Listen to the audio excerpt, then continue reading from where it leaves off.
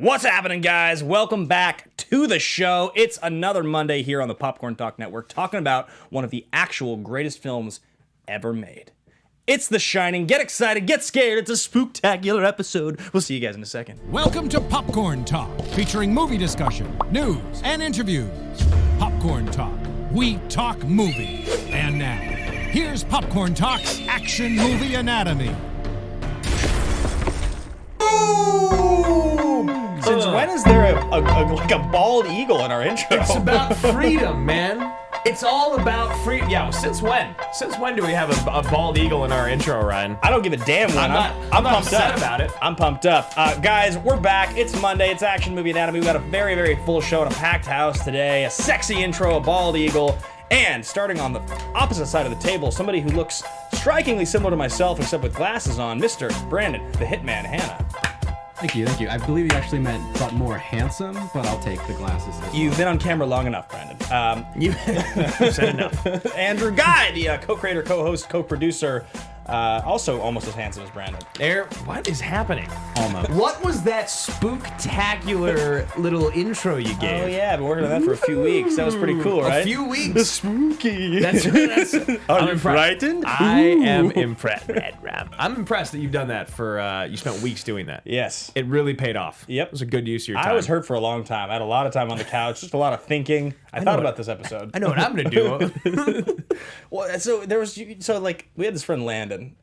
Landon. That's where that voice came from, right? And so we had this friend Landon who was part of an improv troupe called Power Up. I don't know if they still perform or not. I don't know, but he might be one of the greatest improvisers ever. He's like unbelievably hilarious. He's one of these guys that like it's hard to explain to you how creatively funny this guy was. Amazing. Yeah. And the guy actually in that group that got like sort of famous is our friend Johnny, who's the voice of Lucio in Overwatch, and he's got a show on Netflix now. He's like Seis Manos. That's Yeah. I think his character's name. He's like an animated show with Danny Trejo. But anyway, Landon there was like this one bit I remember on one of their live shows where it was like a haunted house during like Halloween, and like some kids were in there, and he was like, like there's an empty room. Does that scare you? And they were like, what? And he's like, ooh, are you frightened? You just follow him around the whole way. It's like the voice in the haunted house. I just thought it was really funny, and so I hadn't thought about it in a while. But you guys got spooked. Everyone was scared. When's the last time you went to a haunted house? Or like a haunted thing, like a hayride, or like Halloween Horror Nights, or I went through like at the Jackson estate last Halloween. There was a party I went to. Michael Jackson's. You just went to. Yeah, one of his sons. I feel like I could make a joke, but I'm not going to. I'm trying to remember. There was one of the Jacksons. He's a big Screen Junkies fan. I went. Blanket. Nope.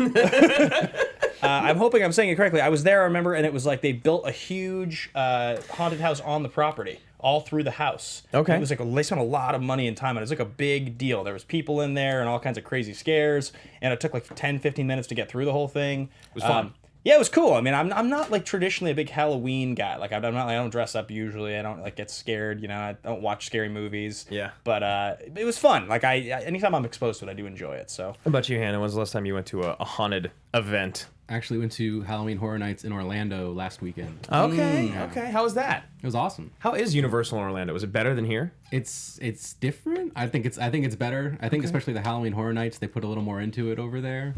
But, Interesting. I mean, you can't beat the whole studio tour and everything. Right. Yeah, I do love that.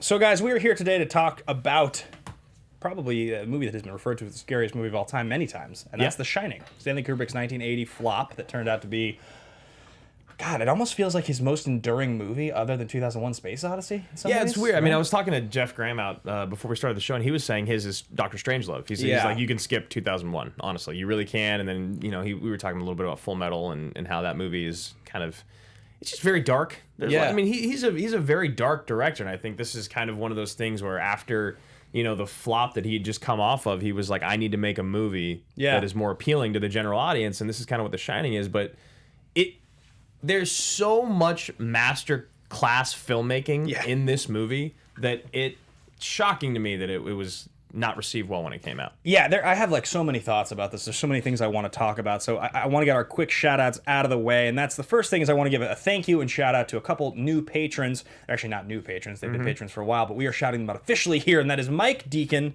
and Garth McMurray. So guys, big salute to you. members of the Action Army. Also, at the same time, just because it feels appropriate, I want to give a big shout out to Jeremiah Morris and Brianne Chandler, Yep. Miss Movies, 5-star generals. Just, it's the highest level of generalship you can be. It's the greatest honor of my life to have you As our 5-star generals. Yeah, so I want to just give a quick salute there as well at the top of the show. But yeah, we traditionally cover action movies on the show. That's the weird part, right? We just decided, I had a big conversation with you, Drew, when we got to watch this together about the difference in the movies we decide to cover now versus the movies we would have covered 2 or 3 years ago. Mm-hmm. And it's weird that, like, back 2 or 3 years ago, we would never have considered The Shining. It was so far from an action movie in our mind that we just didn't feel like faithful. But we covered a lot of really shitty action movies on the show that, like, weren't that much fun to talk about versus like this, which has a lot of exciting action in it. It's just a really great movie, so it's way better to cover. Yeah, it's really interesting, right? Because it's a Halloween episode, and we're not doing an action movie. And honestly, even though The Shining is a horror movie, it's really not that scary anymore. Maybe because you've seen it so many times, or maybe just because it's aged, even though it's aged really well. It's really interesting because this is the type of movie where we're kind of just doing it because it's phenomenal. And it's around the same genre of what you would watch at Halloween, even though it doesn't really feel like a horror movie that you'd watch today, like Midsummer or something like that. It doesn't adhere to any of our basic rules. No. The hero always plays by their own rules. The hero and the villain are always the smartest people in the room, driven by police, military, political, or mercenary figure, or a Who minimal is of one the hero? explosion. Danny? Is it Danny? I would say it's probably Danny. Yeah. Yeah. Feels like it. I mean, I guess it's Danny and his mom, but it is Danny because he's the one that you're like rooting for. He's got the shinin. He's got the shinin. So anyway, guys, that's kind of the intro to what we're doing here on the show. If you want to follow along with anything that we're doing here, there's a few places you can follow us. You get Brandon Hanna 07 over here. Do you wish now, in retrospect, that you had written Brandon Hanna 007? No, it's God, that's so cool. it's too on the nose. Yeah. Okay. Yeah. People look at you and they think James Bond, and then if you wrote it, it would be just too much. Is there some guy in Nebraska that has Brandon Hanna? Secretly, just the that's normal actually one, the the truth. plain one. Brandon really wanted it, but he couldn't get it. God damn it! All right, what's my favorite number? Mr. Andrew Ghai. That's me. Yeah, you can find me at Andrew Ghai on Instagram, Twitter. Make sure to check us out at Team Action Show on Twitter. And we talked about it a little bit already, so we'll talk about it a little bit more. Patreon.com/Team Action is the best place to follow along with everything that we do. Stay tuned. There's some pretty exciting Patreon stuff we're going to be talking about a little later in the show. You guys can follow me at Ben Bateman Media, Twitter, Instagram, all the places, and any of the action things that we do. Yeah. We're Action Industries everywhere. YouTube.com/Action Industries, on Instagram. The only one that's not is the Twitter, because it was the original one. It's at Team Action Show. Go follow those places. Let us know that you're watching. Leave your comments and thoughts below. Coming up today on the show, we're going to be talking about our thesis statements, our fist pump moments, aptly renamed in this one our oh shit moments. Yeah, it's the when Shining. things get really real. Favorite line. We are going to be talking about the first movie we ever saw that freaked us out, that really scared the hell out of us. And as I mentioned, we will be talking about a very special, exclusive Patreon perk later in the show, so stay tuned for that. I think we should get straight into thesis statement about this movie. Yeah, I think so. Go ahead. Sorry. I'm excited. The Shining is the most enduring horror movie ever made. Okay. I thought you were going to introduce the segment. Yes, all right. Let's back up for a second. We already had the oohs and the ahs. It's really hot in here. If you It notice is that. very warm in here. I feel like We'll I'm get the sweating. AC on. It's Yeah. been very really, warm in LA Ryan? for like the last AC week. is not on right now. No, I'll put it on right now. Why would you do that to us, Ryan? You want to make us look like fools? Get a little hot in there. That's Ryan Nilsson, who's up in the booth. He's actually over there in the booth. We always say We it's gotta say up there. There's nothing up there. it's like we're talking to the Lord, but Ryan's actually just There might be lateral. So yes, the segment is called Thesis Statement. It's your biggest, boldest thought about the film. If the movie comes up in a conversation, it's really, you say to somebody, this is the thing about The Shining, and then you kind of end your statement, and it's like, drop the mic. What do you have to say about that? And that's why my statement is that The Shining is the most enduring horror movie ever made. I was thinking about some of the other movies you could put in the category, some of the other movies you compare it to, because we had a whole conversation about the most iconic, right? Like, Yeah, and that's actually something that could just be fun to talk about anyway. It's Yeah. like what is the most iconic horror movie ever made? But continue with your thought. I mean, I think if you think about the franchises, the ones that have been remade constantly, right? You've got Halloween, Nightmare on Elm Street, Texas Chainsaw Massacre, and Friday the 13th. They're like the big four that have gotten like remade a bunch of times. And I wouldn't say that any of the originals or remakes stand above The Shining. The Exorcist is another big one. The Exorcist, Alien, Rosemary's Baby. You go to back like way back, stuff like Freaks. Like there's Nosferatu. Like there's movies like that. But at the end of the day, when I think about horror and I watch this movie, watching this movie feels like watching a masterpiece, like a true masterpiece of film. Like in a way that only a few of the movies we just mentioned would actually qualify. Halloween's great. Halloween's kind of campy. It's a little dated. You know, Alien's fantastic. Alien's great. It's on the same level as this, but like that's one of the only ones I can think of where I watch it and I go like, this is iconic and masterful in a way that's so different than most horror movies that are good. I mean, people, the original The Grudge or Saw or like Hostel, these movies that got a lot of hype, you know, Blair Witch, none of those feel at all like The Shining. You watch this movie and you're watching, he's literally taken like a fucking canvas. He's taken the actors and all of the shapes and images and colors, and he's made this thing that you can't take your eyes off of. Every scene is perfect. It's so intentional. It's this ideal place in Kubrick's career, too, where he's already made so many movies. You feel like he has such an understanding of filmmaking. Truly. Like, it feels like it has... The opening shots in this movie...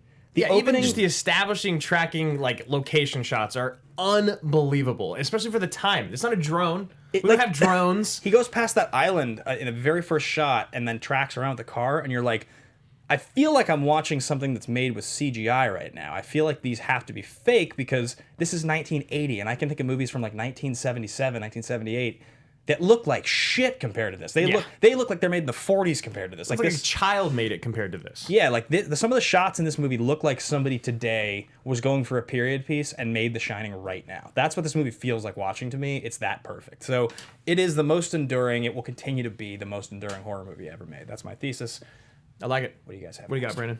I'm gonna have to say that I think The Shining is one of, if not the most meticulously made horror films or films in general that's ever been made. I mean, you go back, the production of this movie is infamous for what Kubrick did. Like you said, every shot is insanely intentional. Even people speculate, like, even the position of the soup cans in, like, the kitchen were, like, deliberately placed there. He made the actors take hundreds of takes for even the most simplest scenes. Like that one moment that's like a meme of like Scatman Carruthers like in the bed with like his eyes like open and he's like freaking out because he's seeing what's going on at the hotel through The Shining. And I think I heard that scene was well over 100 takes. Wow. To the point where actors had like mental breakdowns on set. David Fincher status stuff. Yeah, like, or worse maybe. I don't even know. Wow. Yeah, and then the way the treatment of Shelley Duvall through all that, and the way Kubrick just kept pushing her and making her do all these different takes and treating her poorly on set just to get that one perfect reaction out of her for every single take. Makes you wonder, it's like, insane. How a child actor would fare in a situation like that. Like the actor that plays Danny, I wonder what that's like. Apparently, he took it very well, but all the adults were interesting. Yeah, I mean, because you got to think as a kid, this is a kid. You're playing. You're gonna play makeup all day long, make believe all day long here in this beautiful, the coolest place you could ever play. Yeah. Whereas like as an adult, especially as people that are as established as these two, they probably want to blow their goddamn brains out. But that's like why you get what you get out of Shelley. Right. Even though some people don't like what you get out of Shelley, I love it. I think she's great. I'm actually shocked that she got the Razzie nomination for this movie. It surprises me. I think she won. And you can see insane. it. You can see that she's actually losing her mind in those takes. Like, and that's the only way to do it. And there's a lot of directors that are known to do things like that. Fincher's known to do that. Tarantino's known to do weird things like that. So, I mean, her hair was falling out on set from the stress of shooting the scenes. Wow. It was like so enduring and traumatizing. Which is so sad that she ended up kind of getting shit on for her performance. Yeah. Seriously. I mean, that's like, she plays real terror in the scene. I don't know how people can say that she's like, No. people think she's like bad acting. She's like growing nuts. Actually horrified there. I would be. Yeah. Jack's so scary in the scene. So good. So my thesis is that no director has ever used a set so well in a film and has, because of that, has become such an integral character in the movie. The set itself has. So just to reiterate what that was, no director has used a location or set piece the same way or in a better way than Stanley Kubrick did in The Shining. And because of that, the hotel itself becomes the most important character in the movie. 100%. It's the only character.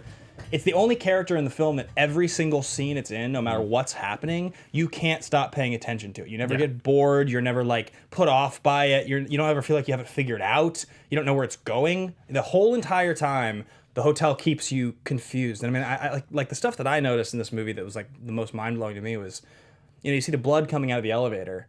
And I remember, like, when you go in the bathroom, it's the white and red bathroom, and even just the shapes of the red versus white, it's like intentionally made to imitate the shot of the blood coming out of the corner. And you're like, wow, he just, in his mind, was like, I'm going to shoot this, and I want it to look like this. It needs to be painted this color, at this angle. These have to be perfectly straight. Even just this bathroom, like, the bathroom is so perfectly, the color design on every single room with the reds and the greens and the whites and the offset, it's brilliant. Like, you literally cannot, it's like art. It's a piece of art after a piece of art. Every single frame in this is a piece of art. And that's one of the things, that's actually the thing that stood out the most when we watched this was like, yes, Stanley Kubrick is a master and he tells a good story here and it's scary and Jack's great and Shelley does a good job and Danny's wonderful, but it's really just about the way that Stanley painted this picture for us to watch. Yeah. It's unbelievable. And the amount of tracking shots, the amount of long tracking shots that you start to not even notice because every scene feels like one.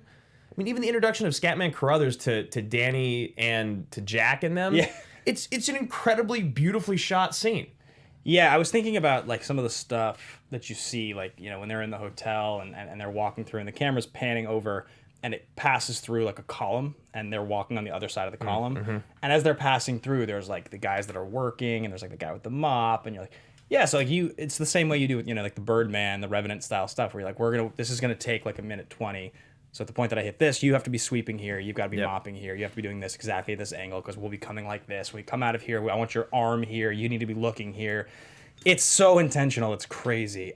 This is the fourth time I've seen this movie, I think, third or fourth, and I really didn't understand or notice just quite the level until this time. I couldn't take my eyes off it. The last time I watched it, those tracking shots were the things that blew me away. This time, it's every scene. I mean, the way the hotel's lit, it's crazy. So sounds like we're all in awe of The Shining. Now, you have actually, am I correct in understanding you've stayed at this hotel before? So the hotel that inspired Stephen King to write the book is the Stanley Hotel in Estes Park, Colorado. Okay. It's not where they shot any of the scenes for the movie. Yeah. It's actually really interesting. Like all the interiors for the hotel in the movie, I think, were all on sound stages. Mm-hmm. Interesting. And then the exterior was a different hotel, but they also made like a set of the exterior of the hotel in a different location and shot scenes there, and like everything about the hotel is extremely deliberate, like we kept talking about, which is absolutely insane. But yeah, I've stayed at the Stanley Hotel. I've stayed there 3 times. Interesting. And I've stayed in room 217, which is changed to room 237 in the movie, which is the one that Stephen King stayed in that inspired him to write everything. Why? Yeah, is there something about it? And what was she like, man? What was the lady like in the bathtub? Did it freak you out a little bit? It was seeing her? I mean, it was a little freaky. I mean, Answer the question, Brandon. She was marvelous. No, actually, I was terrified to go to that bathtub, but yeah. Actually, and I mean, there's just so much to go into.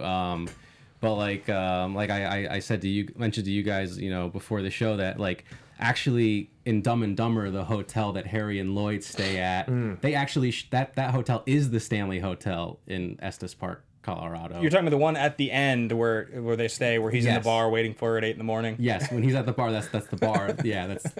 And Jim Carrey actually stayed in room 217 when they were filming that movie. And was scared out in the middle of the night. What does he say? Aspen, where the beer flows like wine? Yeah, Aspen, where the beer and the women flock to the men like the wild salmon of Capistrano or something like that. Yeah, you know, when he sees the moon landing picture on the wall, like we're going to the moon. Yeah, that's in there. That's in there. That's in the actual bar. I want to do an episode of AMA on Dumb and Dumber. I like how I'm more excited about the fact that Dumb and Dumber was shot there than about The Shining being like inspired. I think we talked about it on a stream, right? It was on a stream, not on the show. What's that? How excited we both were to do the 10 best comedies of the 90s episode. Yeah. We like realized that that's like something we should do on the Action Guys and got so pumped up about having the conversation. I think like I can already almost think of the 10, and I just want that to be like a 2-hour episode. Oh, yeah. I actually think almost that should be a 2-hour Super Chat stream because people love those comedies so much. Just stay and talk about it. Maybe we should just do that. Think about that. I mean, like, I feel like people would be more excited to be able to interact with us, to talk about, like, Dumb and Dumber and Tommy Boy and Austin Powers 1 and Wayne's World and Office Space and, like, right? Like, those movies are Happy Gilmore, Billy Madison, Ace Ventura. These movies are so fucking classic. Anyway, sorry. Now we're supposed to be talking about the show. Yes. All right. So anyway, good work, guys. Good work. Good job. Well done. Let's get into our oh shit moment. That's kind of the moment in this movie specifically. We're changing it from fist bump to oh shit. Look at that. I like that. Wow. We should just listen to that song. Now, it's kind of the moment in The Shining specifically where you look around, because we all know it so well, it might not be that scary to you, but there still are moments in this that kind of scare the shit out of me. And you look around, we looked at each other during a specific scene, we're like, wow, this is still scary. Like, this still really holds up. This is really funny, actually. And this is why almost 5 years later, it's so important that Drew and I actually get to watch the movies together. We don't often, but sometimes. Sometimes we do. Yeah. And I remember saying to you, just before we get to the 237 scene with the decapitated lady, I was like, when I watched this last time, one of the things I remember is I think some of the effects in that scene have aged a little bit. I was like, I think it's probably the only thing I can remember feeling like it wasn't that great. You're like, really? The scene starts, we're watching, and then as it's happening, both our jaws are like dropped, and I'm looking over at him, and he was like, looks pretty good to me. Yeah. I was like, yeah, it's really good. I was like, Yeah, like it starts with like the boils on her back and like everything, her face, and then the other lady in the bathtub. Like there is something so incredibly unsettling about that scene. And that's something that Kubrick has always done so well, especially when you look at like Clockwork. Yeah. He is so good at making these unsettling scenes, and that is like, I think the woman in the bathtub is the most unbelievable. unsettling thing in the whole movie. I think that her like rising like in and out of the water, yeah, with, her eye and the laugh that's happening, like everything. Terrifying. Yeah, and she's inspired by an actual woman who died in the bathtub in that room in real life. The room that you stayed in? Yeah. Like I don't know how you did it. I don't know there was why like a you gas did it. leak in the bathroom and she like blew up. She blew up. Yeah, Like exploded. I think so. Or like, okay, And you wow. wanted to stay in the room. Yes. Did you take a bath? I did not take a bath. Yes, no. you did. Yes, you I did. I took a shower at the spa across the street. I saw your Snapchat story. You were like, bath bomb. Okay, so that's yours. That's a good one. I think Is it's that got. yours? I think it's got to be my oh shit moment. I mean, to be honest with you, like I'm glad we changed it from fist pump because I Yeah. do feel like my oh shit moments actually had almost more to do with my wonder of like watching this movie and like what it was achieving visually than even like being scared. But if we're gonna go with a specifically like freaky moment, Yeah. it's definitely that scene, and it was like. Especially because I went into it expecting it to not be as good, having recently watched the movie. I know. As soon as you said that, I was like, huh, maybe he's right. And then I was just like, no. What about... And throughout the whole movie, Drew kept because we were kind of stoned. This is my bedroom? Drew kept trying to be like, he'd be like, this is where the sex scene happens. And I was like, I don't remember there being a sex scene. I like didn't say it at first, and then like he was like, yeah, it's really intentional. It's a weird scene, It's like Shelley and Jack, and I was like, huh. And then I was 3 times. And then like 20 minutes later, I was like, there's no sex scene in this movie. I was like, no, it's coming right after the staircase scene, right after she hits him in the head. They have a quick rekindling. Like it's so weird that he sits on the knife. It's horrible.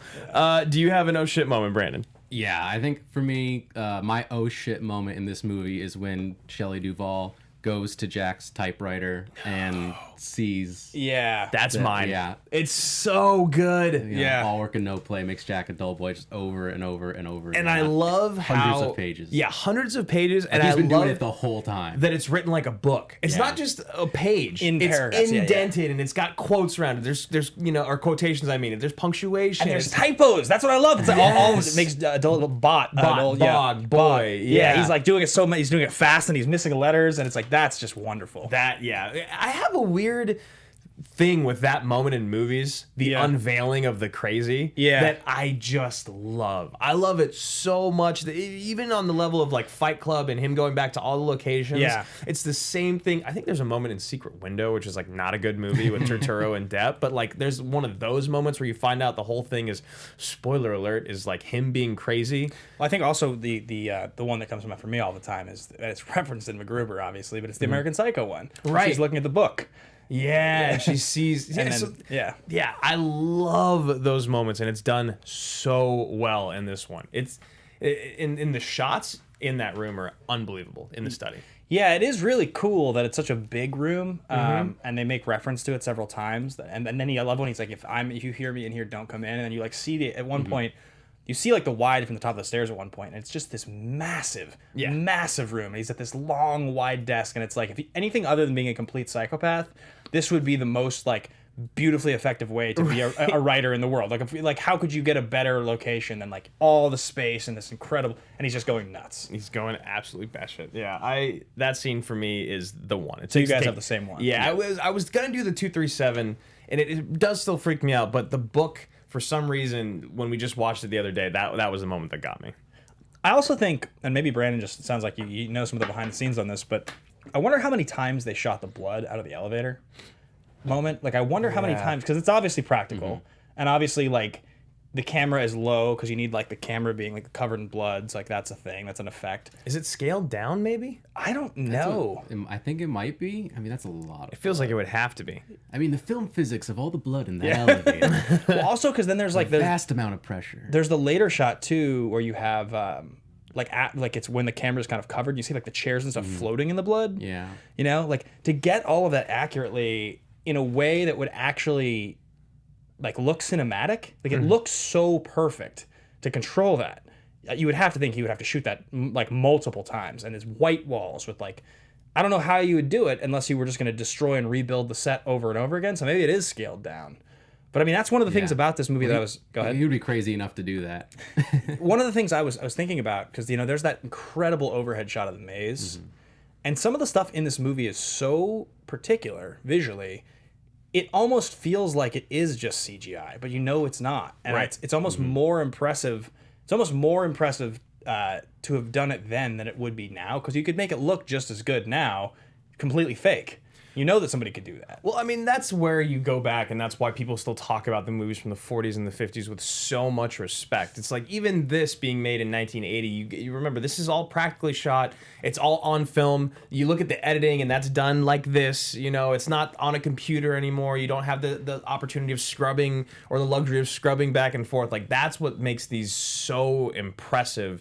And oh yeah, there's the shot of him looking over the maze, which also that maze, all the shots in the maze early on with Shelley and Danny, and then at the end with Danny and Jack are horrifying and just so amazingly shot. Yeah, I should rephrase my statement because I realized what I said is obvious. Obviously, it's more impressive that it was made then. I guess what I'm saying is it feels less impressive to watch now than it probably did 20 years ago. Because 20 years ago, you probably couldn't effectively create that stuff with CGI, whereas you know today you could. Right. So a kid today watching The Shining, if they don't understand like practical effects and filmmaking, they might watch this and miss just how incredible it actually is. I think that's like sort of 20 years ago, probably watching this movie, I feel like people's jaws, that's probably why it has become this enduring piece of film history.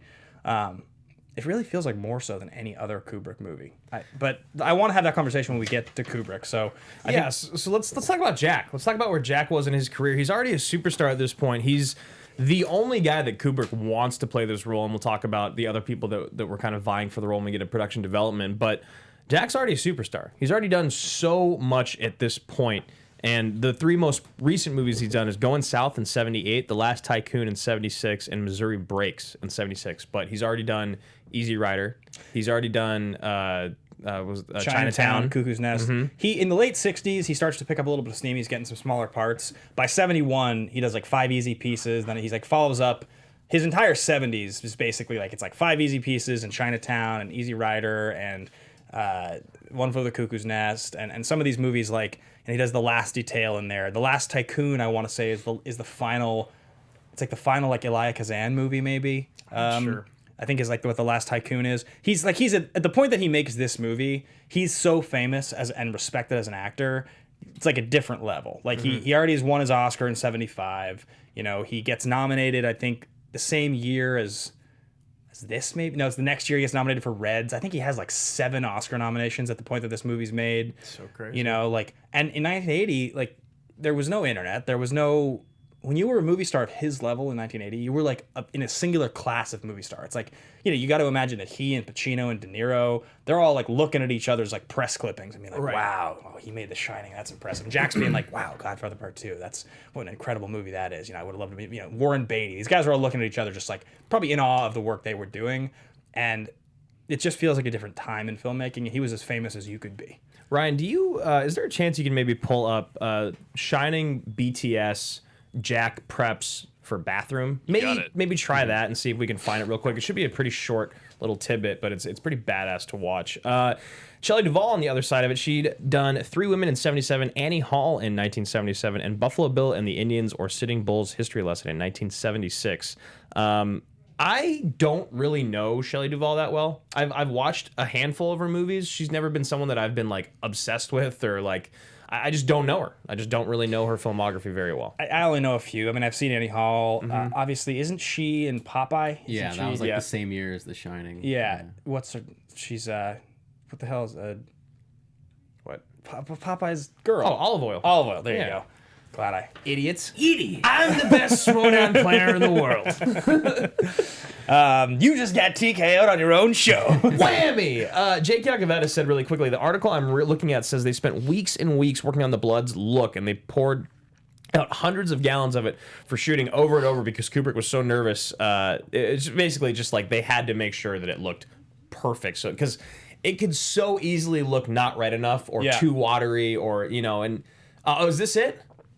Maybe, yeah. I think this is it. Let's watch this real quick. How long is it? It's short. Yeah, let's check this out. I can have you over too. Right. So he's just walked from his makeup room into the bedroom. Come on, Dad. Come on. Well, why for Shelley? Got Murder, kill. almost takes out the AD. Just like turn over when you're ready, Sammy.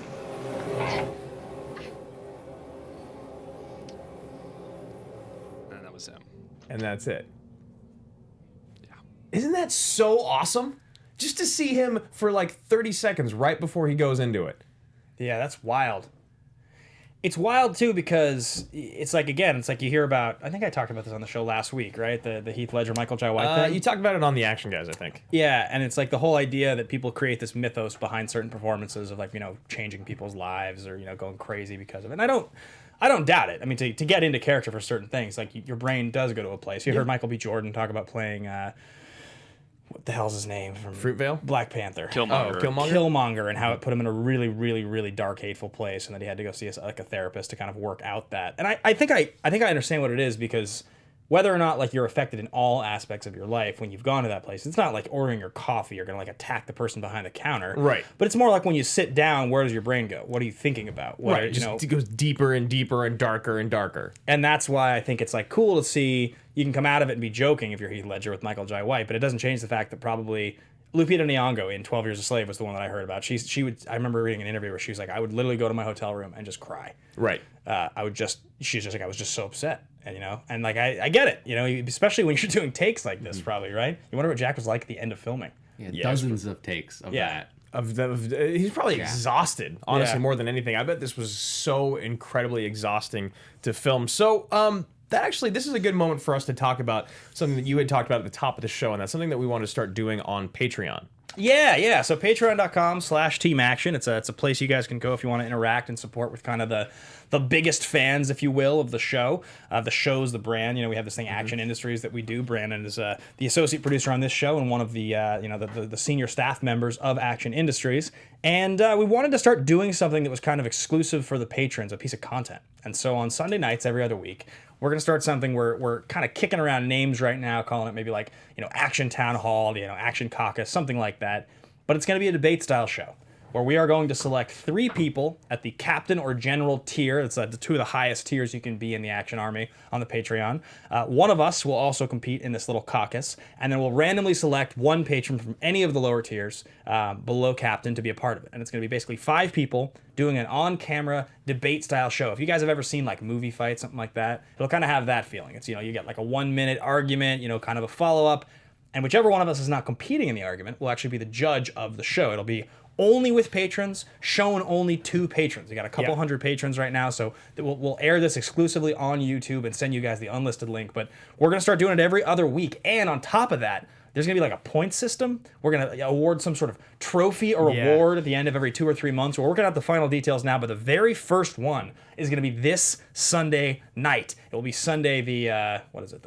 A week from yesterday. A week from yesterday. And it's going to be, it'll be this Sunday. It'll be 8 p.m. Pacific Standard Time. I don't know which of us is competing. You're going to compete. I'm going to judge. Okay. And the topic is going to be, what is the greatest Jack Nicholson role? So I'm sure there'll be maybe some people that throw this in there. I'm sure we'll maybe see some Chinatown. On the chat last night, there was like at least 12 different roles thrown out. People said Joker, some people said Chinatown, some people said him responding to Kathy Bates in the hot tub in About Schmidt. That was actually just you. That was just me making that joke.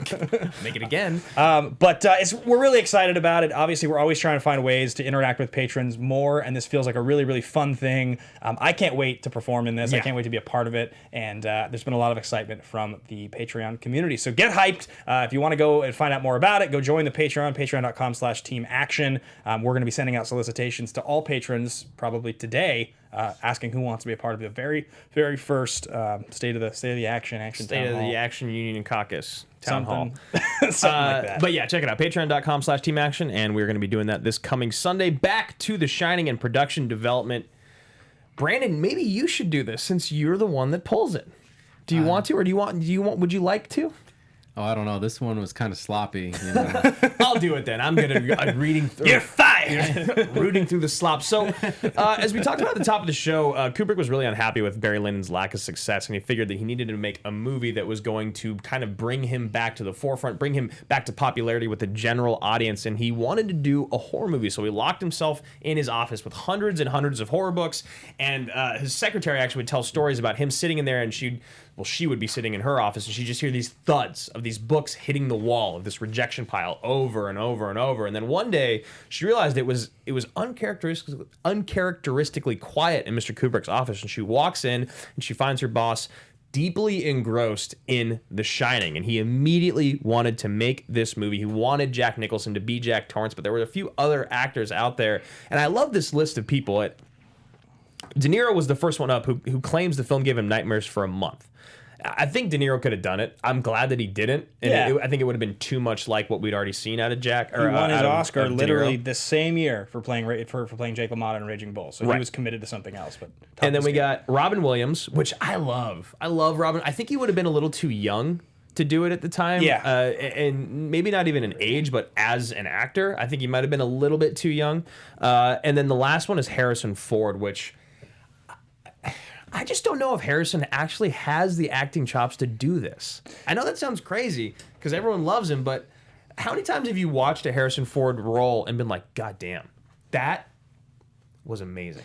Yeah, it requires a level to go beyond your sort of everyman characteristics that he's so good at. He's like way too stoic for the role. Like he's just like, I don't know if he can like go there the way Jack Nicholson did. Yeah, right. Like his intensity is like, yeah, my family. Like he can do that in a way that's very convincing, in a way that's like very believable. Like, wait, you want me to kill my family? Yeah. No. Shit. Come out of the bathroom. I have Danny. Like I don't think he would have been able to go as insane. Like Jack plays insane in a way that because he is kind of insane. You hear about Jack. Of course. The stories you hear about Jack over the years are he's kind of a prick and he's totally nuts. Like. And obviously insanely talented, but I don't know a single person who's ever told me like, yeah, sat down with Jack Nicholson, like had a cigar and just like talked about gardening. He was just a really normal, really nice guy. He was funny, didn't talk that much. Like, well, that's why I mean, you feel like with these character actors that are of another level, the Philip Seymour Hoffmans, the Daniel Day-Lewis's, the Joaquins now. I mean, Jack, they can't be just completely normal, balanced, run-of-the-mill people. Yeah. Or else they wouldn't be able to go to these insanely dark places or light places, whatever contrasting performance it might be. But I think you got to be a little batshit crazy to pull this off. I think so too. I think it's a unique performance, and it's one that obviously when he was cast to play the Joker, you have to think there's a good amount of this role that you watch and you go, okay, I could see shaping this. I could see shaping this and turning this into a comic book villain because it's pretty theatrical. So yeah, that was actually something that you said that I thought was a really good point. People probably watched that and then they're like, oh yeah, this guy could be the Joker. He could just be crazy. Yeah, because I mean, a lot of Jack's stuff, he plays he plays that kind of angry thing pretty well. But like, Do you guys feel that he's always kind of just annoyed with Shelley Duvall from the beginning of the movie? yeah, he is. He like. Yeah, I think he is to a certain degree. Like they definitely have that kind of like a strained relationship. Like Yeah. they talk about it in the film how like he's an alcoholic and he's quit drinking. Right. And he drank too much one night and he hurt Danny, and that's kind of like a big part of the story. So I think like their marriage kind of never really recovered from that, and then going to the Overlook Hotel, it just amplified. Right, because then he everything that talks was about it wrong. later. He's like, never, one night, she's Yeah. never gonna let it go. Yeah, Yeah. And then because in the car when he's like, "You hear that? It's okay. He saw it on the television." Like, Yeah, he seems to be annoyed with her already. Like his life. He looks like he's just annoyed with his life. Which he is. He's running these horrible odd jobs all over the place, barely making any money. This is like the first time. There's a scene in this movie that is probably one of the least talked about, but it's probably the one that when I was watching, I was like, talk about subtext. And it's when she brings him breakfast in bed, and he's sitting there dipping his bacon in his like sunny side up eggs, egg. yeah. As he's like sitting there talking to her, and she's like, "I really love it here," and he's like, "Me too." Yeah. I've never felt so comfortable or happy in my whole life. And you're like, neither of you are saying at all what you're thinking. You're Right. so clearly saying something that you're not feeling right now. And I've never seen something that feels more clear than this. That is the definition of subtext. When you're reading as an actor, you're like, this is what's written, and this is exactly what I'm thinking, and I have to play this. I have to play this while saying this. Yes. And like, it's brilliant. It's just absolutely brilliant. And like, you know, they often talk about like early level acting classes using props to kind of like get out of your head so you can actually present, right? So like, I can think about like when I used to be in acting school, like things like, you know, like rolling up your sleeves as you're talking, and it kind of makes it feel more natural. And it's like, that's what he's using the bacon and the eggs for. She's like, I don't Moving. give a shit about Yeah, this. he's trying to sort of channel some of that into his actual movement so that he can just, and it's fucking brilliant. Yeah. It's incredible. Yeah, So- I really love that scene. That scene, and then the scene you were just talking about when Shelley Duvall actually has the monologue about when Jack hurt Danny. A really, really well shot, well acted scene. And we were talking about how that scene feels like it would be shot today, the exact same way. Yeah, right. Like it's that there's no saying how weird that felt, because there are some movies that I think if they were made today, they would have that scene and it would just feel so like preachy. Like the whole scene would feel preachy. Like that therapist or whatever her character is would sort of get really upset and talk about, you know, child services and all this, but the whole interaction felt like extremely real. It felt exactly like what would happen if you were in that situation. You can tell the therapist is not really very comfortable. You can tell Shelley Duvall doesn't feel totally great about She's it. like apologizing the whole time. She's kind of like, making a story up. You know she doesn't feel great about it, but she kind of feels like she has to. And they don't address it. There's no response. It doesn't come up again. Like there is no Child Protective Services. It's just that's the scene. And it feels like I could watch that in a movie literally tonight. Like that could be in an indie, exactly the same scene. There would be no difference from 40 years ago to the subject of child abuse 40 years ago to today. Which a lot of social issues, a lot of like anything like that feels like it's handled totally differently. 40 years difference.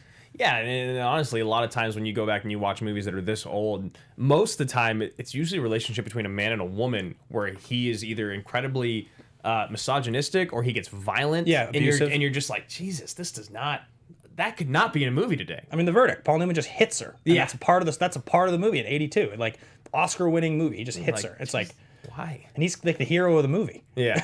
It's like, whoa. Weird, kind of gross. So talking a little bit more about production development and casting Danny, this is actually really cool. So Kubrick sends a team, sent a husband and wife team, Leon and Kirsty Vitale, to Chicago, Denver, Cincinnati to interview a pool of over 5,000 boys over 6 months. And the reason he picked these cities is he was looking for a specific dialect that kind of married Shelley's and Jack's. Interesting. That's like how meticulous. You talk about meticulous, It's like, I want the kid that we cast to sound a little bit like Jack and a little bit like Shelley Duvall. So go to these three states. It's also got to be able to do this thing. Yeah, do this convincingly. I'm pretty sure there's the audition tape for Danny online as well, and it's good. And honestly, if you want to try to find that, if it's something that's a little bit shorter, Ryan, that's something that we could check out. Check it out right now. As well. Everything else is just kind of about the establishing shots and the setup, which, you know, we already talked about how it was mainly a soundstage. It was the biggest soundstage at the time.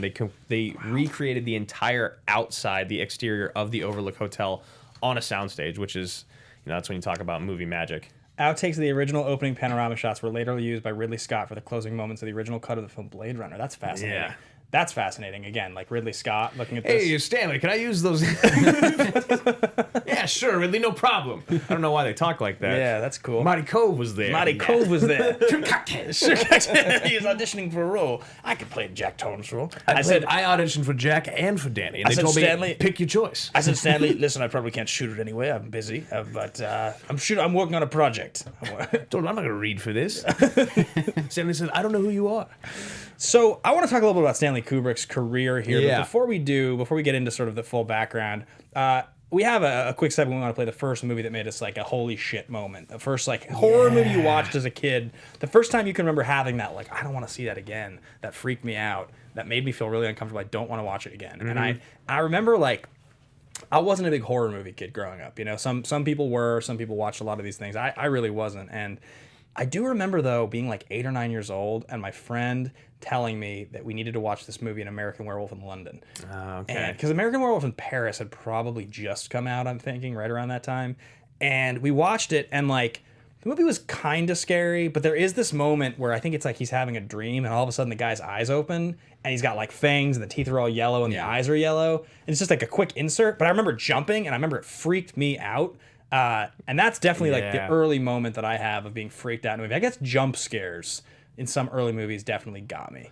Jump scares are still something that I feel like I've been traumatized by them so many times that like there's so many times in movies I'm just like waiting for it and then it doesn't come. I'm like, oh god, and then it happens. Like, god damn it. I do remember being in theaters, and this didn't freak me out, but the jump scare that I always remember is when the alien's head splits open in Independence Day when Brent Spiner is cutting it open with a scalpel. Oh yeah. In '96, I remember watching that and it happening and jumping out of my seat in the theater. But yeah, the American Werewolf in London one is definitely one that I can remember. Like, it really freaked me out, and I like didn't want to watch it again. Yeah. All right. Mine, it's tough because I wanted to go with. So the first movie that I ever watched that scared the shit out of me was actually Terminator. I watched it when I was like 5 or 6 at my babysitter's house with her daughter. And we like snuck into the basement and watched Terminator. And I remember both of us were like, we should not have done that. But then the first horror movie I ever watched was Hostel. And that was the moment where I was like, wow, I think I actually love horror movies. My mom had scared me so much with horror movies because she grew up watching The Exorcist and Jaws and Dr. Jekyll and Mr. Hyde. And these movies had traumatized her. She stopped watching horror movies. And so I was scared of them for so long. The Hostel was the first one that I'd watched where I was like, okay. The Achilles tendon moment in Hostel. Yeah, it's still the craziest. I think I watched probably that movie when I was like... And the eye burning, the whole thing, like it's like a little silly now maybe. Yeah. But, so that movie was where I was like, okay, that was horrifying, but I liked it. Yeah. But now, and I've talked about it on the show before, Evil Dead 2014. Yeah. I will not watch that movie again. The trailer freaks you out. Every time that I want to watch that movie, I just go and watch the trailer, the Red Band trailer again, and I'm like, yeah, don't need to do it. I just don't need to do it. The like razor blade on the tongue. Everything. There's everything in that movie is traumatizing, and it's done so well. And it's like the old Evil Dead was campy and kind of silly. Yeah. This is campy but terrifying. Yeah. So that's the one that still fucks with me. I still every now and then I'm like, I could watch a scary movie tonight by myself. I'm like, but it wouldn't be Evil You're Dead. weirdly scared of scary movies in I a am. way that I am now. You always like when we became friends. I remember thinking like, oh, Andrew likes scary movies. I I love don't like them. scary movies. He likes them, but I think I watch more scary movies than you do because do you're now. afraid to watch them. I just don't like watching. It's not that I'm afraid. It's like I don't like it. Like the actual feeling, the unsettling, the uncomfortable. You still haven't seen Hereditary, right? I haven't watched any good horror movies in a long time. Hereditary's great. I haven't watched Yeah. Hereditary. Haven't watched Midsummer. I didn't watch Mother, which I know wasn't that good. I didn't watch either of the It's. I watched Us. Pretty good. Yeah, it was fine. It was pretty. It's good. Yeah, it I know I need to watch. Get Out is amazing. That's the best. That's like the best movie ever. What's yours, Brandon? Yeah. Well, actually, I just want to say I actually adore Evil Dead 2013. It's one of my favorites. 13. Yeah. I didn't want to correct you because Well, you just did. we're family. But yeah, no, that movie's great. But I spent a lot of my childhood just watching horror movies that I should not have been watching. Interesting. Right. But the ones that I can remember actually sitting down and watching are The Shining and Halloween. Those are like the two big ones that people really talk about all the time. I've been going through and watching like some of the older ones now. Like I watched Halloween. I actually went on Hunter Ray Chambliss, who's a member of the Action Advisory Board. He has a horror like podcast that he does, and I watched Halloween for the first time, and then I went on and like did a show all about Halloween. And Like a handful of the famous ones I've watched, but I've still never seen the original Friday the 13th. I still haven't seen Nightmare. You got to watch the Texas Chainsaw with Jessica Biel. That one's great. Is it? It really is. It's like actually really scary. McConaughey's in one of them too, right? One of the older ones. Yeah. That was like maybe? a question at one point. He's in one of them, I think. It might have been. Maybe it's an older one, Yeah. like a sequel or something. It's one of the sequels, yeah. So Richard Eric Jarvie says, mine wasn't in a horror movie, but I was watching Independence Day at the cinema when I was 6 years old, and the scene where the alien bursts out during the autopsy, Yeah. I fell under my seat in the cinema.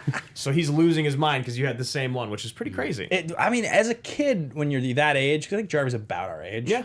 It definitely made me jump. It freaks you out. And Yeah. then Brent Spiner's pushed up against the thing. That is what freaked me out. And he's was talking him being through him. how he was talking. The fact that he lives and is in the second movie. God damn it, I hate that second movie so much. He lives, he's in the second movie, and don't forget, they use the fact that he's gay as comic relief in the movie. Oh yeah. They like decide to just give him a boyfriend and make really offensive jokes, and like it's like da-doom-tsh, and you're like, what? Like, why is this a thing?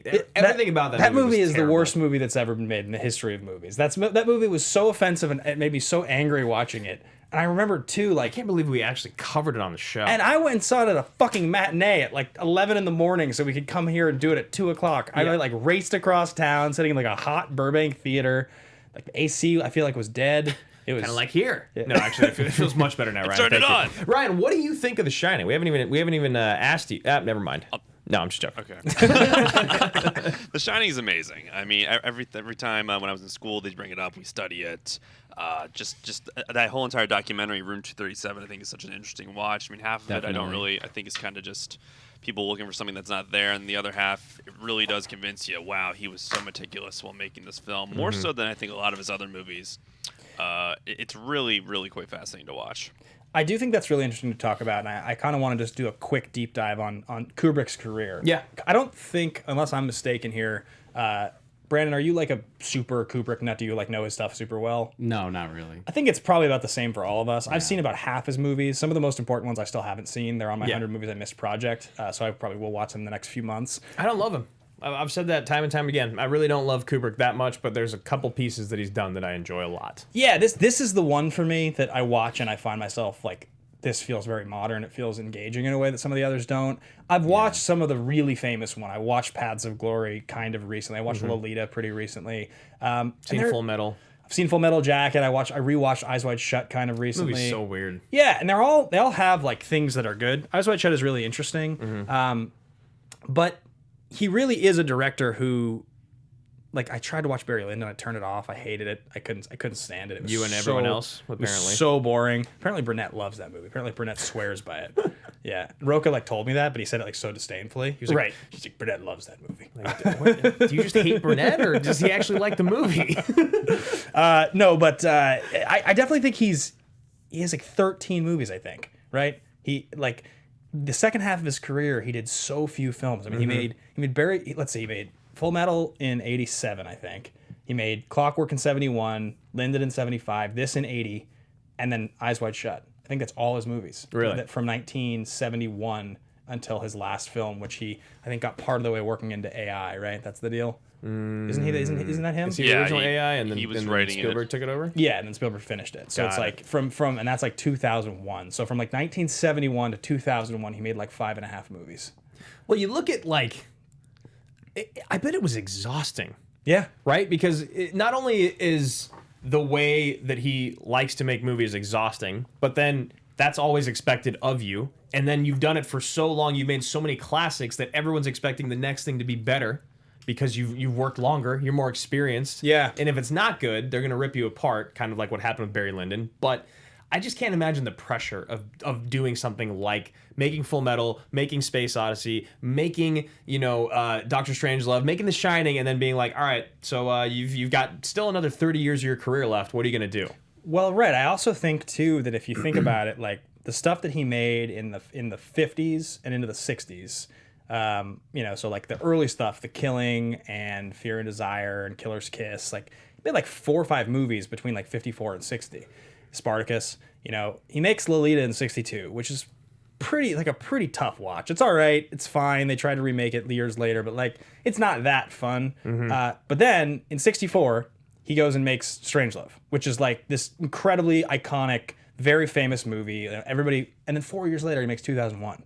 So he makes two of what are considered probably of the top 25 movies ever made back to back in the mid 60s. And 2001, of course, in 68 is this visual epic that like everybody talks about as, this is the gold standard for what you can do with effects now. I mean, his only Oscar win, I think, is for that movie, and it's for best visual effects, not even for directing. Right. He never won a best director Oscar. So by the time he makes, what we talked about, this last 5.5 movies, he makes Clockwork Orange in 71, and it's like he's expected to follow up Strangelove and 2001: A Space Odyssey, and it feels like the pressure to probably ever do something again was so great. I mean, Barry Lyndon's 4 hours. Like, he wanted to probably. How much did you get through? 45 minutes. I was like a day after my surgery. I rented. I was like, this will be a good idea. Horrible idea. Oh, you watched it recently? I tried like 3 weeks ago. Oh my god, it's hard. Yeah. It's a hard watch. I will finish it because it's on the 100 movies I missed, but it's going to go in the category like Hateful Eight, where at the back end I have to go back and do them again. Circle back. I can't wait till you have to watch Hateful Eight. I'm going to watch it with you when you do it. So we're going to have to breeze through a couple segments here.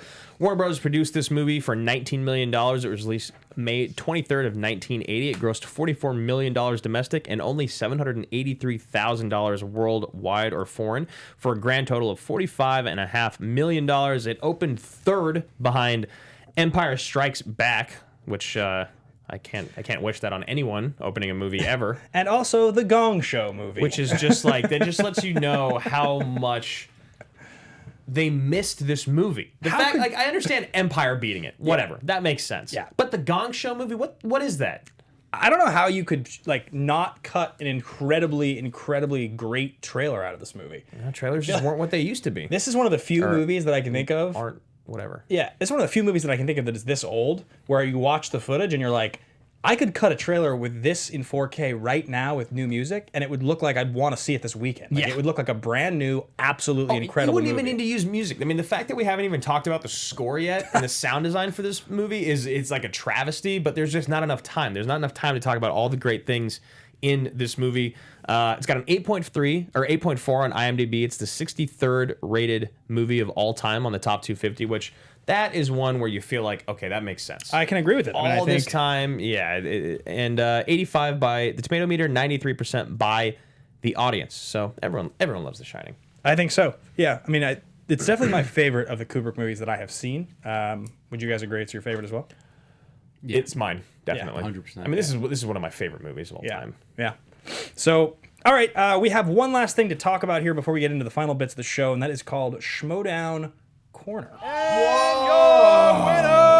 It's been a while.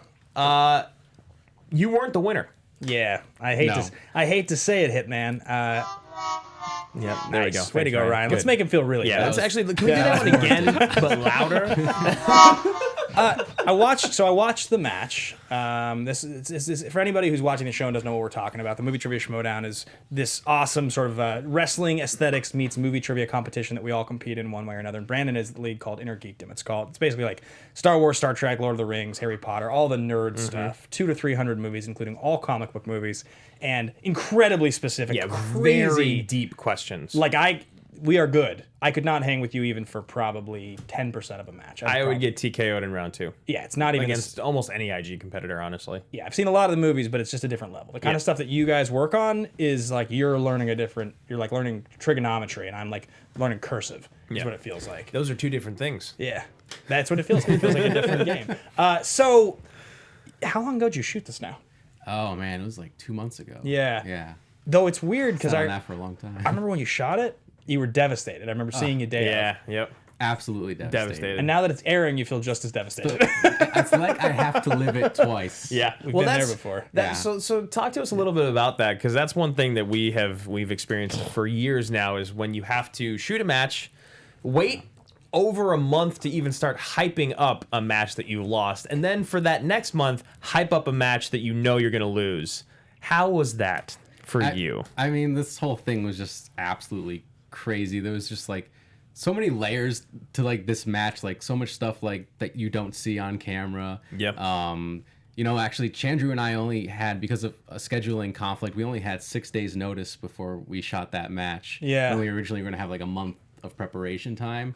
So it was absolutely crazy, like a whirlwind of emotions to go from that 6 days notice to playing the match to losing. Yeah. And then having to wait 2 months for it to get released and then live it all over again. Yep. So do you look back, because I watched the match and there's a couple moments. It's a good match. It's a really good match. But you guys said go double perfect round, right, in the round one. Double Dewberry. The double Dewberry, they're calling it. I love that. But like, watching it, I could tell there's a couple moments where you answer quickly. Yeah.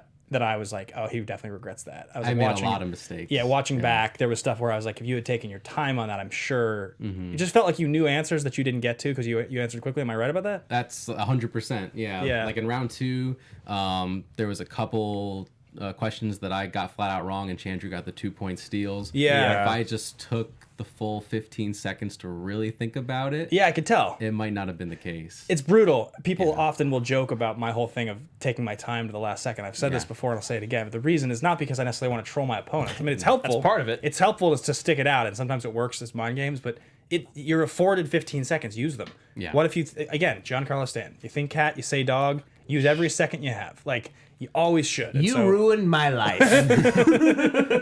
And even my 5-pointer, like I knew vulture droids. yeah. I just said I buzz just droids? said buzz droids. Yep. Yeah, it's And brutal. It's crazy. Like the moment I said it, I wish I could have taken it back immediately. Do you know what that feels like? I do. Well, and the other thing too is Chandru played out of his mind. He missed one question he the played whole amazing match. game. It was a great match. which was crazy. Do you know or can you say what's next for you? Or is it not said because there's the whole nuke happening? Do you have nothing going on for right now?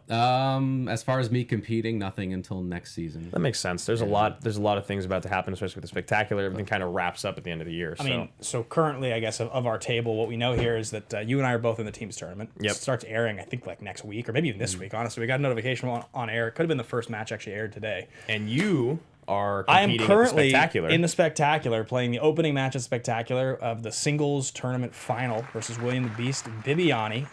it's just a Star Wars #1 contender match. Yeah, okay, it was today. Yeah. And that's going to be obviously a huge challenge. And then the winner of that match will play the final match of the year, which will be the Schmodown singles title to end Spectacular. So one of us will get a chance to play against Paul Oyama, to potentially have that belt over our shoulder to end season 6 before we go into this crazy nuke situation. And somebody asked last night on our stream about this, and I want to make sure, Ryan, do we have 5-6 minutes to go over? Is that okay? Sure. Great.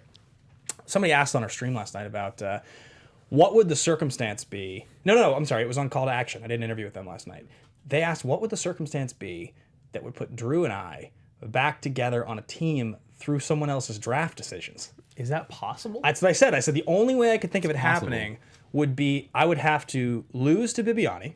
Both of us would have to lose in the first round of the teams tournament. And then teams that we had beaten would have to ascend I've done easier things. high enough that one of our teams would fall out of the top 5 at the end of the season, and I would not be the champion singles to retain any kind of like Dagnino-ship in the first round. Right. And people would have to feel so badly about the team that was not in the top 5, because I think one of our teams, there's not enough teams that both of our teams could drop out of the top 5, I don't think, though I don't know that necessarily. So what would have to happen is whoever got drafted like as the protected top 5 pick, the other player would have to still be there after rounds like 1 and 2 to get drafted by the same manager. That's how it would We're have to both happen. going out in the first round. Yeah. Everyone knows that. And I Top tier caliber players. I said to them, like, I guess it'd be interesting and cool if somehow somebody pulled that off, but like the reformation of team action should be better than someone else's draft decision based on poor play on our parts. That would be like not the way I'd want to see it happen. So But if it happens, it happens, man. let's hope we do better. Yeah. But I also wanted to add that I totally feel what it's like to be a heel in the league now. Now that I've gone full heel in that last match, walking out with Drew. Yep. It's like I am getting hated on. Oh yeah. Oh yeah. It is absolutely. It's just the beginning. and it's even worse when you lose. Oh god. Oh God, it's the worst. And everybody thinks they can take shots at you, and everybody thinks that you're gonna just like roll it off because he's a heel, he's a character. Oh, he was just playing his character. I'll be shitty to him. You know? Yep. But yeah, like It hurts. It really does. I have feelings. Yeah. But no. Like what you don't see when that match ends, when they announce Andrew winner and it's Chandru, I step up out of my chair and I kind of stepped to the side of the stage where you can't see me, and I took like a deep breath, like a couple seconds to compose myself. Yeah. Because I was absolutely devastated. Yeah. Yep. And I did that, and then I'm like, okay, got to go back and play the character now. And I did my thing where I go to shake Chandra's hand, and I pulled away, and I stormed out of the curtain, did the post-match interview, and then after all that, I shook Chandra's hand, congratulated him, because, I mean, he earned that. I've done that, and then somebody tackled me through a table. That was my compose myself so I can get tackled through a table. Compose myself so I can get slapped across the face by Roxy in front of 1,000 people. Look, man, I don't know what you're talking about. I don't know what you're complaining about. You deserved to get tackled. Those are your 2 best moments of the year. You're welcome. So, guys, we only have a few minutes left here. Unless anybody objects to it, I think we'll skip favorite line. I'm gonna bash your head in. Right? Yeah, Fuck that's in. That's the my, same one. That's yeah. my favorite line. It's a great line. I'm not gonna hurt you. Yeah. You let me finish. Just gonna bash your brains in. So you have a quick AMA question to answer from here. Christian Hestus. He basically is just a really quick recast. Who now would play Jack Nicholson's role? It's Hugh Jackman. It's not even close. He plays crazy better than anyone. God damn it. You know what? I don't even care. I don't even need to say anything. And he's so nice. He'd be so like, Yeah. you'd be like, oh, he could even be he could Australian. a sweet writer. Let's yes. keep him I would Australian. Keep the accent. Let's keep him like I normal, love and it. he's a sweet writer, and he's really sweet, and like the crazy in his eyes as he starts to lose it. I was like, gonna say Gyllenhaal.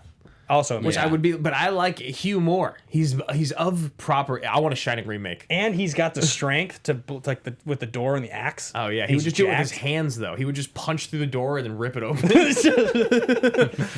He'd punch. You excited? He'd punch his hand through the door, and he'd be like, "My name is Jean Valjean." Brandon, do you have anyone that you scream? Because I also was thinking, because I always go Fassbender in roles like this. It's just like what we Yeah. did for years with recast. But I was actually thinking randomly that I don't know if he has the acting chops yet, but I'd see Adam Driver do this for some reason. Yeah. I don't know why. That's Adam cool. Driver I would like to see it. He would be absolutely perfect. I was actually gonna say, I think maybe Tom Hardy has the chops to do Yeah. it, but I don't know if he has the look to do it. He was buried right. He does. Hardy, unfortunately, when he I mean, plays, he just- transforms though, so But when he plays crazy though, he sometimes makes really weird choices that are like almost distractingly weird. That Yeah. I'd be worried that he wouldn't play. He wouldn't play it like Jack's almost cartoonish in some parts. Yeah. But maybe that's better. Maybe Hardy gets kind of cartoonish. Like Venom's a good example of him trying to be crazy and almost getting too weird. That I just wonder if it would take away. So it's a great question, Christian. Thank you so much. I know Yep. Christian has been a patron in the past. So thank you so much for your support over the years.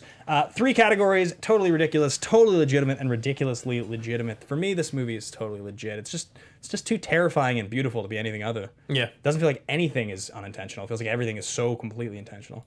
How you feeling? yeah, I think I would have to be inclined to agree. I mean, I almost want to go middle category because it is like ghost haunted house type situation, you know, talking to imaginary friends that may or may not actually be there, but I think the film just takes itself so seriously and everything is so deliberate. I think you have to go totally legitimate. Yeah, I agree. I think if this movie doesn't take itself seriously, then it kind of loses all of its oomph. So I'll go totally legit as well. So there's only one last thing to talk about on the show today, and that's called The Pitch.